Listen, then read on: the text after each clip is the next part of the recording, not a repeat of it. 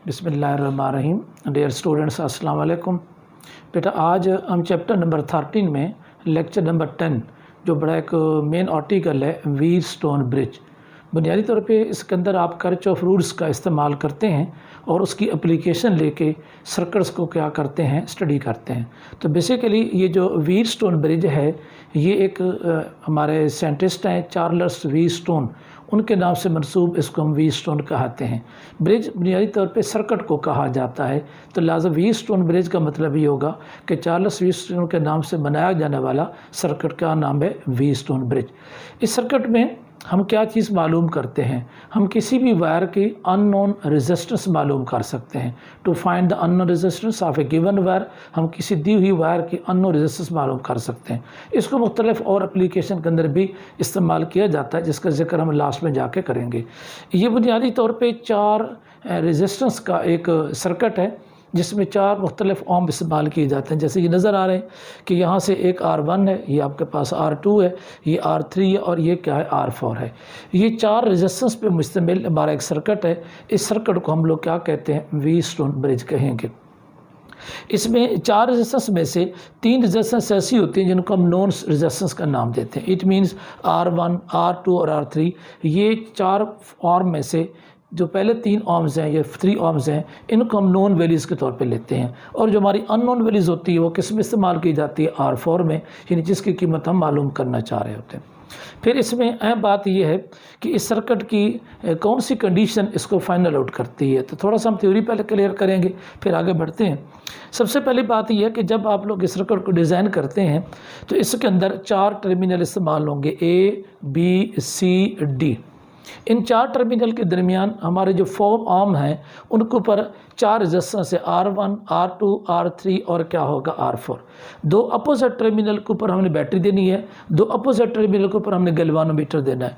A और C दोनों opposite खड़े हैं, इसके साथ हमने इसको EMF यानी सोर्स दे दिया बैटरी का। और जो B और D है इसके अपोजिट में दरमियान में हमने क्या लगा दिया, गैल्वानोमीटर्स।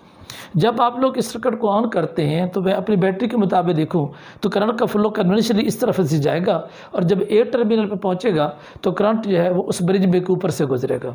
सेम एज करंट सारे नीचे से भी उसकी पोटेंशियल मूवमेंट्स होगी, लिहाजा ये जो B और D के दरमियान जो होगा वो पोटेंशियल का डिफरेंस एक कम हो जाएगा। अगर फ़र्ज़ करें B पे हायर पोटेंशियल है और D पे लोअर पोटेंशियल है तो चार्ज ऊपर से नीचे फ्लो करना शुरू कर देगा। अगर D पे हायर है और B पे लोअर है तो करंट का फ्लो ऊपर की तरफ जाना पड़ेगा। और जब B और D दोनों पे बराबर हो जाएगा पोटेंशियल तो फिर इसके दरमियान किसी किस्म का फ्लो नहीं होगा। तो हमने सर्किट में गैल्वानोमीटर के अंदर करंट के फ्लो को 0 पे लेके जाना है। सर्किट की इस हालत को, इस कंडीशन को बैलेंस कंडीशन कहते हैं। क्या मतलब कि जब हम R1 और R2 में से करंट को इस तरीके से पास करें कि R3 और R4 में से भी करंट क्या हो जाए, सेम पास हो।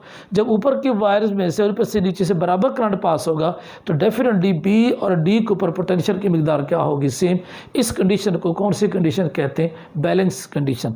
ये देखिएगा, if the point B and D are at the same potential, अगर B और D एक जैसे पोटेंशियल पे आएंगे तो no current will flow through the galvanometer. Galvanometer भी किसी किस्म का करंट फ्लो नहीं करेगा, तो फिर गैल्वानोमीटर की नीडल ऑटोमेटिकली किस पॉइंट पे आके शो करेगी, 0 पॉइंट पे। और जिस पॉइंट के 0 कहते हैं उसे हम क्या नाम देते हैं, नल पॉइंट। उस वक्त current through the galvanometer IG is equal to क्या होगा, 0। अब इस बाकी सर्किट को जब कैलकुलेट करना चाहेंगे तो ज़ाहिर है ये सर्किट के अंदर एक से ज़्यादा लूप क्रिएट हो रहे हैं। जैसा कि आप लूप देख सकते हैं, A, B, D एक लूप है, फिर B, C, D B दूसरा लूप है, फिर A, D, C and then A फिर तीसरा लूप है। हम इन 3 लूप्स में से 2 लूप्स के ऊपर ज़्यादा कंसिस्ट कर रहे हैं चूँकि उन दोनों के साथ हमारी वैल्यूज अटैच हैं। बाकी तीसरे के साथ हम कीमत तो लेंगे लेकिन ज़ाहिर उसके अंदर कोई ऐसी रेजिस्टेंस मौजूद बराह रास्त में नहीं है। इसमें से अगर आप गौर करेंगे तो ये जो गैल्वानोमीटर लगा हुआ है इसके अपनी रेजिस्टेंस को हम किससे रिप्रेजेंट करते हैं, RG से। RG की रेजिस्टेंस कॉमन है लूप नंबर 1 के अंदर भी और लूप नंबर क्या होगा, 2 के अंदर भी। तो आप लोग लूप 1 और लूप 2 के अंदर अपना करंट अज्यूम करेंगे अपनी बैटरी या सोर्स के मुताबिक। तो फ़र्ज़ करें ये करंट मैंने जो अज्यूम कर रखा है ये क्लॉकवाइज डायरेक्शन के अंदर है। अगर आप पहले लूप के अंदर अज्यूम कर लेते हैं कि करंट क्लॉकवाइज है तो आप तीनों के अंदर भी सेम अजम्पशन देंगे कि क्या होगा, क्लॉकवाइज। अगर आप पहले में आप एंटी क्लॉकवाइज ले रहे हैं तो फिर दूसरे और तीसरे के अंदर भी आप लोग क्या लेंगे, anti clockwise. It mean initial stage के ऊपर हमारी एजम्पशन सारे लूप के अंदर करंट की सेम डायरेक्शन के साथ होने चाहिए, या तो सारे क्लॉकवाइज होने चाहिए या सारे क्या होने चाहिए, एंटी क्लॉकवाइज। इसी का मैंने यहाँ जिक्र किया कि consume the current in clockwise और क्या होगा, एंटी क्लॉकवाइज। ओके, अब अगला पॉइंट इसमें समझना है कि जब करंट इस हिस्से से फ्लो करेगा, क्योंकि डायग्राम समझना बहुत ज़रूरी है इसमें, जब करंट यहाँ से फ्लो करेगा तब I1 होगा। इसमें से गुजरने वाले रेजिस्टेंस का नीचे कोई नेबरिंग कोई रेजिस्टेंस मौजूद नहीं है और ये सिंगल रेजिस्टेंस के तौर पे काम कर रही है। करंट का नाम क्या शो करेंगे, I1। और जितना ये पोटेंशियल यूज़ कर रही होगी हम उस पोटेंशियल को रिप्रेजेंट कर देते हैं किससे, V1 से, अपनी आसानी के लिए। ठीक, जब यही करंट इस हिस्से में से गुजरेगा तो करंट का नाम I2 होगा। इस रेजिस्टेंस के नेबरिंग में कोई और लूप नहीं है, लिहाजा करंट का नाम I2, रेजिस्टेंस का नाम क्या होगा, R2। तो इसके अंदर जो वोल्टेज होगी उसको हम किससे रिप्रेजेंट कर देते हैं, V2 से। अब इस तरीके से आते हैं, जब वही करंट इस हिस्से में से पास करेगा, यानी पूरे लूप को कंप्लीट करेंगे, तो फिर इस करंट को हमने, हालांकि लूप नंबर तो I2 है, लेकिन हम I2 के साथ क्या लिख रहे हैं, हम लिख रहे हैं I2 - I3। वजह कि जो रेजिस्टेंस हमारी R4 है इसका लूप कॉमन हो रहा है किसके साथ, 2 का 3 के साथ। अगर 2 का 3 के साथ कॉमन हो रहा हो और अगर आप 2 के अंदर खड़े होकर पढ़ रहे हैं तो फिर आप क्या पढ़ेंगे, I2 - क्या होगा, I3। इसी तरीके से जब आप R3 में दाखिल होते हैं तो करंट का नाम तो लूप नंबर 1 के मुताबिक I1 होना चाहिए, मगर यहाँ कितना करंट फ्लो कर रहा है, I1 - I3। ये I3 क्या है, ये वो करंट है जो हमारे थर्ड लूप के अंदर से फ्लो कर रहा है। लिहाजा इस करंट में से, उसके अपने लूप के करंट में से जो नेबरिंग लूप होगा उसका करंट उसमें से डेफिनेटली क्या होगा, माइनस हो जाएगा, क्योंकि वो डायरेक्शन उसके क्या चल रहा होता है, अपोजिट। एग्जैक्ट अब आते हैं गैल्वानोमीटर पे, जो ज़्यादा हमारा पेचीदा अमल है। बेटा जब लूप 1 को आप स्टडी करेंगे तो I1 करंट डाउनवर्ड डायरेक्शन के अंदर मूव कर रहा था, लेकिन उसमें से करंट का कुछ हिस्सा I2 में चला गया। लिहाजा इसके अंदर से जो करंट गैल्वानोमीटर से फ्लो करेगा उसका नाम होगा I1 - I2। जरा गौर कीजिएगा कि तो I1 यहाँ से पहुँचा, वो इधर भी जा रहा है और इधर भी जा रहा है। इधर जाने वाले का नाम आपने क्या दे दिया, I2। तो इधर क्या बचेगा, इधर बचेगा I1 - क्या होगा, I2। एग्जैक्ट इसी तरीके से इसका मतलब यह है कि अगर हम लूप नंबर 1 में खड़े होकर स्टडी करें तो क्या पढ़ेंगे, I1 - I2। इसी तरीके से जब 2 के अंदर आएंगे तो फिर उल्ट हो जाएगा। वो कैसे, आपके पास जो फ्लो चल रहा है वो I2 का है, तो डेफिनेटली यहाँ तक तो आप I2 पे से जा रहे थे, लेकिन eight the same time I1 नीचे की तरफ मूव कर रहा है। इसका मतलब दोनों करंट क्या हो जाएंगे, अपोजिट होंगे। तो या इससे यूँ देखें करंट फ्लो करके आगे चला गया है, तो अब I2 में से आगे जाने वाला करंट माइनस हो जाएगा, तो बाकी क्या बचेगा आपके पास, I2 - I1। तो इट मीन अगर लूप नंबर 1 में खड़े होकर स्टडी करेंगे तो क्या पढ़ेंगे, I1 - I2। 1 में से क्या माइनस होगा, 2। अगर लूप नंबर 2 में खड़े हैं तो क्या पढ़ेंगे, I2 - I1। अगर आप लूप नंबर 1 में खड़े हैं और 3 के लिहाज से पढ़ रहे हैं तो क्या पढ़ेंगे, I1 - I3। अगर आप लूप नंबर 2 में खड़े हैं और किसके लिहाज से पढ़ रहे हैं, 3 के लिहाज से, तो क्या पढ़ेंगे, I2 - I3। और अगर आप खड़े हैं लूप नंबर 1 में और आपका नेबरिंग कोई भी नहीं है तो फिर आप I1 पढ़ेंगे। अगर आप लूप नंबर 2 में खड़े हैं और आपका नेबरिंग कोई भी नहीं है तो फिर भी आप क्या पढ़ेंगे, I2। इट मीन अगर नेबरिंग रेजिस्टेंस मौजूद ना हो तो जिस लूप के अंदर है वही करंट वहाँ आइडेंटिफाई होगा, लेकिन अगर आपके लूप के साथ दूसरा लूप साथ अटैच हो रहा है, ये कॉमन हो रहा है, तो जो रेजिस्टेंस कॉमन लूप वाली होगी उसकी रीड करने का सिंपल असूल ये है कि 1 में खड़े हैं, उसका नेबरिंग 3 है, तो 1 के अंदर क्या रीड करेंगे, I1 - I3। अगर इसी तरीके से 3 पे खड़े हों और 1 को पढ़ना तो फिर क्या पढ़ेंगे, I3 - I1। अगर हम 2 पे खड़े हैं और 3 के लिहाज से, ये 3 के नेबरिंग से पढ़ना है तो क्या पढ़ेंगे, I2 - I3। अब ये देखिए जो गैल्वानोमीटर है वो 1 लूप और लूप नंबर 2 के दरमियान में कॉमन है, तो फिर आप इधर खड़े होकर पढ़ें तो पढ़ते हैं I1 - I2। इधर आके खड़े होकर पढ़ें तो क्या पढ़ते हैं, I2 - I1। ये है बुनियादी तौर पर इसको स्टडी करने का तरीका जो करंट के लिहाज से। अब हम सपोज करते हैं कि यहाँ जो वोल्टेज ड्रॉप हो रही है वो V1 है, यहाँ जो वोल्टेज ड्रॉप हो रही है V2 है, यहाँ जो वोल्टेज ड्रॉप हो रही है V4 है और यहाँ जो वोल्टेज ड्रॉप हो रही है V3 है। ये इसका मतलब 4 रेजिस्टेंस के ऊपर जो वोल्टेज ड्रॉप उनको मेंशन कर दिया। जो वोल्टेज गैल्वानोमीटर पे यूज़ हो रही है उसका नाम लेट से VG है। तो तब मैंने सर्कल शो कर दिया कि हम किरचॉफ रूल से अगर ऑपरेट करेंगे तो इन वोल्टेज का इस्तेमाल करेंगे। तो सबसे पहले हम लूप नंबर 1 पे आते हैं। तो बेटा लूप नंबर 1 है A B D A। Okay, इस लूप के अंदर कितने रेजिस्टेंस हैं, 1 2 3। अब इन 3 के लिहाज से इसकी वोल्टेज V1, इसकी VG, इसकी क्या है V3। चूँकि तीनों बेटा कंज्यूमर हैं, तीनों रेजिस्टर्स हैं, तो इनके अंदर अलामत कौन सी रहेगी? नेगेटिव। अगर कोई इनमें से बैटरी होती तो वो प्लस माइनस हो सकती थी। अब यहाँ पे क्या लिखेंगे? -V1 -VG -V3 is equal to 0। Summation of all the volt along close loop is equal to 0। कौन सा रूल है? सेकंड किरचॉफ रूल्स के मुताबिक। अब ये जो V1 है ओम लॉ के मुताबिक क्या पढ़ेंगे? I1 R1। अच्छा, ये जो VG है इसे क्या पढ़ेंगे? ओम लॉ के मुताबिक करंट है I1 - I2 ज़रब क्या होगा? RG। इसे क्या पढ़ेंगे आप लोग 3 वाले को? तो I1 - I3 इंटू क्या होगा? 3। इक्वेशन नंबर क्या बनेगी? 1। ये हमारा बेटा पहली इक्वेशन तैयार हुई। इसी तरीके से आप कॉपी करते हुए लूप नंबर 2 पे आते हैं। लूप नंबर 2 क्या है ज़रा देखिएगा? BCDB। इसमें कौन कौन सी वोल्टेज आएंगी? V2 V4 और फिर VG आएगा। VG 2 दफ़ा आएगा कॉमन होके। मैंने क्या लिखा? V2 VG V4 और यहाँ पे सॉरी ये V2 के साथ भी अलामत क्या आएगी? माइनस। तो -V2 -VG -V4 is equal to 0। क्योंकि बेटा ये सारे कंज्यूमर हैं इसीलिए सब के अंदर हम कौन से अलामत शो कर रहे हैं? नेगेटिव। ओम लॉ के मुताबिक -I2 R2 इसके लिहाज से इसका कोई नेबरिंग नहीं, इसका करंट कितना है? I2। इसके बाद है VG कितना है? I2 - I1। तो I2 - I1 ज़रा क्या होगा? RG ओम लॉ के मुताबिक। और जो V4 है इसमें देखिए क्या करंट है? I2 - I3 ज़रा क्या होगा? R4। तो ये थी इक्वेशन 1 और ये आपके पास कौन सी हासिल होगी? इक्वेशन नंबर क्या है? 2। अब हम अप्लाई करेंगे बैलेंस कंडीशन।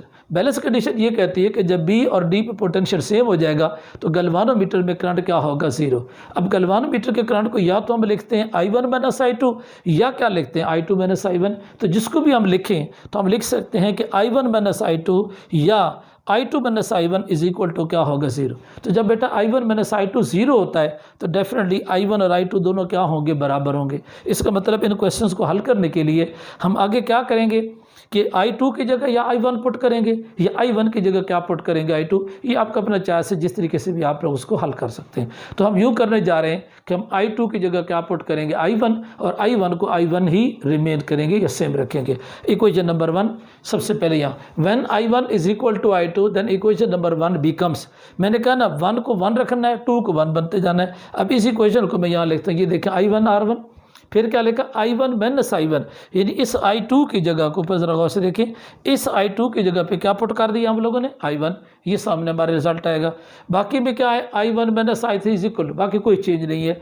अब देखो I1 - I1 ये कैंसिल होकर 0 हो जाएगा। जब ये टर्म 0 हो जाएगी तो बाकी बचेगा I1 - R1 और यहाँ से क्या बचेगा? -this is equal to. अब माइनस की टर्म किधर ले जाएं तो -I1 R1 I1 - I1 is equal to equation number 3। तो ये इसमें हमने क्या किया है कि I2 की जगह के ऊपर सिंपली क्या पुट कर दिया? I1। जो कि इत्तेफाक से इसमें I2 एक ही दफ़ा आया था, हमने एक ही बार पुट कर दी। अब यही प्रोसेस हम इक्वेशन नंबर 2 पे करेंगे। क्या करेंगे? जहाँ जहाँ I2 है वहाँ क्या पुट करते जाएंगे? I1। देखते हैं जी। सबसे पहले जब मैं यहाँ I1 पुट करूँगा तो ये लिखा है कि equation number 2 becomes when I2 is equal to I1। यहाँ क्या लिखेंगे? I1 R2, ये देखें ना, I1 R2 minus I1 RG, फिर माइनस I1 I3 R4, फिर वही टर्म ये क्या हो जाएंगे? आपस में कैंसिल। जब ये कैंसिल हो जाएगा तो minus I1 R2 minus I1 I3 into R4 same style में माइनस की टर्म को इधर शिफ्ट कर लें, इक्वेशन नंबर क्या हासिल हो जाएगी? 4। अब सिंप्लीफाई करना है तो इक्वेशन 3 के ऊपर इक्वेशन 4 को डिवाइड कर ले। जब बेटा आप इनको डिवाइड करेंगे, ये ऊपर इक्वेशन नंबर 3 की वैल्यू से, नीचे इक्वेशन नंबर क्या है? 4 है। देखो माइनस माइनस से कैंसिल हो सकती है, यस। क्या I1 से कैंसिल हो सकता है? यस। क्या I1 - I3 से कैंसिल हो सकता है? यस। जब बेटा ये सारे कैंसिल हो जाएंगे तो इधर से हमारे पास क्या चीज़ बचेगी? R1, इधर से क्या बचेगा? R2, इधर से R3, इधर से R4। इक्वेशन क्या रहेगी? R1 over R2 is equal to R3 over R4। इसे हम लोग कहते हैं व्हीटस्टोन ब्रिज बैलेंस कंडीशन या बैलेंस इक्वेशंस। ये वो इक्वेशंस है जो ये कहती है कि जब R1 और R2 की रेशो और R3 और R4 की रेशो बराबर हो जाएगी तो हमारा सर्किट क्या हो जाएगा? बैलेंस हो जाएगा। इसकी रेशो का कंसेप्ट से में रखा करें। मैं थोड़ी सी आपको एग्जाम्पल के तौर पर ये बात समझाऊँ। फ़र्ज़ करें एक बंदा कहता है कि R1 की कीमत 10 है और R2 की कीमत किसके बराबर है? 2 के। अब ये ज़रूरी नहीं है कि अगर R1 10 है तो हम R3 को भी 10 लिखें, नहीं, ये ऐसा ज़रूरी नहीं है। फॉर एग्जांपल इसकी कीमत 20 हो सकती है। ठीक है। जब इसको हमने 2 पे लिखा तो इसको डिवाइड करें तो क्या आंसर आता है 5। तो फ़र्ज़ कर इसकी डिवाइड मैं लिख देता हूँ 4।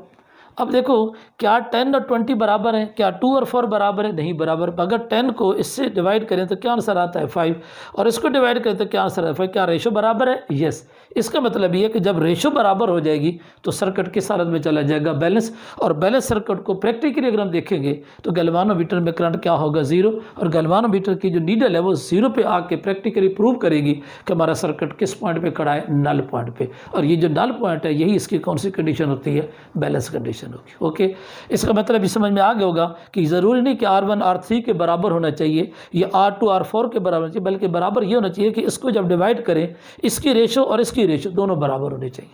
अब आते हैं कि अगर हम इसमें R4 मालूम करेंगे तो कैसे। तो मैंने शुरू में जिक्र कर दिया कि R4 हमारा अननोन फैक्टर्स होता है। ये जो फोर्थ आर्म है ये अननोन फैक्टर, बाकी 3 आर्म हमारे क्या होते हैं? नोन। तो बेटा फिर जब R1 R2 R3 R4 लिखेंगे तो R4 हमारा जो अननोन होता है उसकी जगह हम अपनी आसानी के लिए क्या पुट कर देते हैं? X। अगर हम X पुट करेंगे तो पता चलेगा X हमारा अननोन है। क्रॉस मल्टीप्लाई करें हमारा रिजल्ट क्या आएगा? R3 मल्टीपल R2 बटा R1 इज इक्वल टू किसके बराबर है? R4। इस तरीके से हम इसमें से क्या मालूम कर सकते हैं? R4। अब ये जो व्हीटस्टोन ब्रिज का सर्किट है इसको हम लोग प्रैक्टिकल्स के अंदर, ये पे इंटर लेवल के ऊपर जो हमारे प्रैक्टिकल्स होते हैं उनमें इनका इस्तेमाल किया जाता है। और ख़ासकर एक प्रैक्टिकल है स्लाइड वायर ब्रिज, उसके अंदर भी हम अननोन रेजिस्टेंस मालूम करते हैं। बेसिक इसका प्रिंसिपल यही व्हीटस्टोन ब्रिज होता है। एक प्रैक्टिकल पोस्ट ऑफिस बॉक्स जो आजकल तो नहीं, पहली क्लासेस में होता था, अब सिलेबस में शामिल नहीं है। तो पोस्ट ऑफिस बॉक्स बुनियादी तौर पे इस व्हीटस्टोन ब्रिज के असूल के ऊपर काम करता है। इसके अलावा हम इस फोर्थ आर्म के अंदर कोई थर्मिस्टर वगैरह लगा के हम टेम्परेचर की जो वेरिएशन उसको भी स्टडी कर सकते हैं। तो इसलिए मैंने थोड़ा सा मेजर कर दिया कि measure the temperature change by connecting A thermistor in the fourth arm. इसके अंदर हम एक जो है ना फोर्थ आर्म में रेजिस्टेंस की जगह थर्मिस्टर लगा दें तो टेम्परेचर की चेंज के साथ जो रेजिस्टेंस की वेरिएशन है, ये चेंज ऑफ टेम्परेचर, उसको भी स्टडी किया जा सकता है। तो ये बुनियादी तरफ इसकी क्या होगी? एप्लीकेशन होगी। तो ये था सर्किट हमारा व्हीटस्टोन ब्रिज। इंशाल्लाह मिलते हैं नेक्स्ट लेक्चर में। उस वक्त के लिए अल्लाह हाफिज़।